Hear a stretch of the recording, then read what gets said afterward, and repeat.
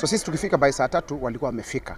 Tulipoenda kwa mkutano wakasema ya kwamba hakuna mjadala wowote ambao watapitisha, watapiga kura waangushe mijadala yote, na tukiwa pale wametuintimidate sana. Wakatuambia wataonana na sisi sababu wao ni wengi, sisi ni wachache. Na wakati speaker aliingia tukaanza kufanya balloting, wakaamua kupiga kura, wakasema wataangusha miswada yote, hakuna mswada itakuja kwa bunge. Sababu gani? Sababu walikuwa wanajua speaker akiweza kuenda kwa bunge ama tukikuwa na biashara ya bunge, hakuna chochote mambo ambayo walikuwa wanafikiria ati wanasema ati ya kwamba ati inakuja kufanywa ati itafanywa. Ulikuwa tu na kiasi na mfurugano ama ile negotiation, yani ni biashara gani yenye tutakuja kwa bunge. So of course side yetu yenye ndio ya walio wengi tulikuwa tunashinda wale wachache.